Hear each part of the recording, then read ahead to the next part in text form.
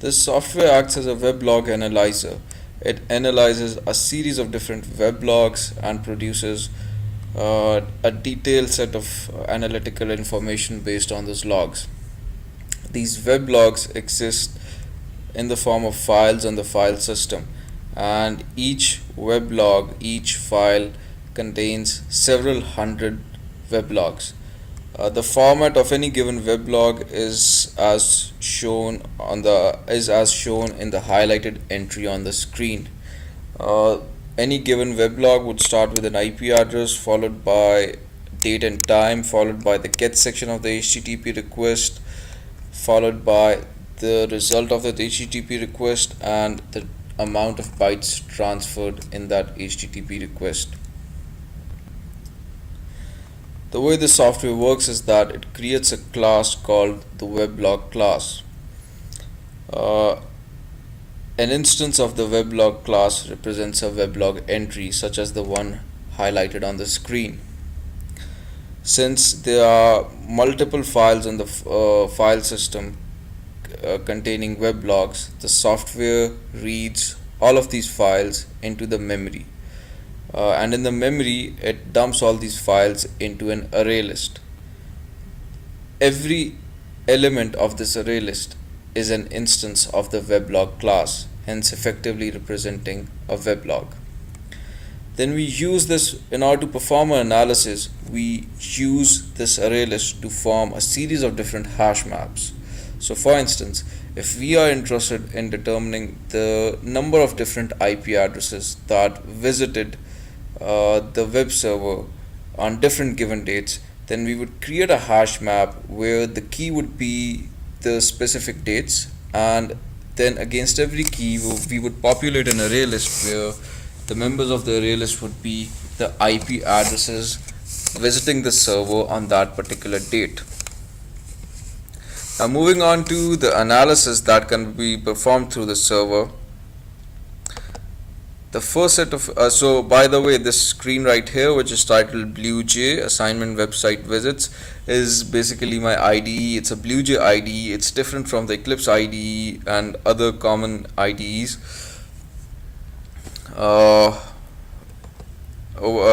have my software loaded, and it offers me different functions which I can run to perform different analysis. And in this case, the first set of analysis would be performed by running this function under my cursor, and this is the initial set of analysis I get. So for instance, if I'm interested in the number of times any given IP address visited the web server, then this is the analysis result I would be looking for. So over here, if say I'm interested in this IP address, I'll observe that it visited the web server 14 times. And if I'm interested in this IP address,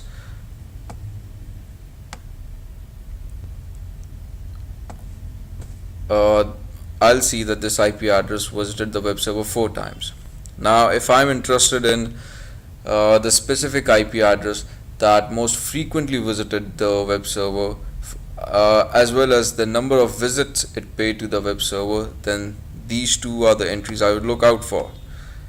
This entry gives me the IP address of the user who most frequently visited the web server, and this entry gives me the number of his visits.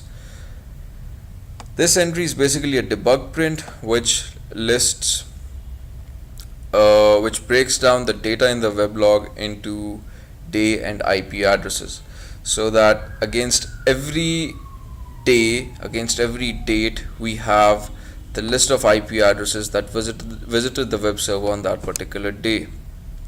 Then if we are interested in the day where the web server received most of its traffic, this is the data we would be looking for. And if we are interested in the specific IP addresses that were the most frequent visitors to the web server, then these would be the entries we would look out for. With this set of analysis done, we move on to our next set of analysis given by this function. So if we are interested in determining the number of unique users, the number of new users that visited our web server, this is the result we would look out for: number of unique IP addresses, which happens to be 45. And if we are looking for an analysis based on the HTTP error code, then this is the data we would look out for. Say for instance, I have the HTTP error code 400, which basically stands for bad HTTP request, and what I'm interested in is determining all the requests that had an error code greater than 400. Then this is the data I would look out for. So all this data pertains to HTTP requests where the requests were referring to pages that did not exist.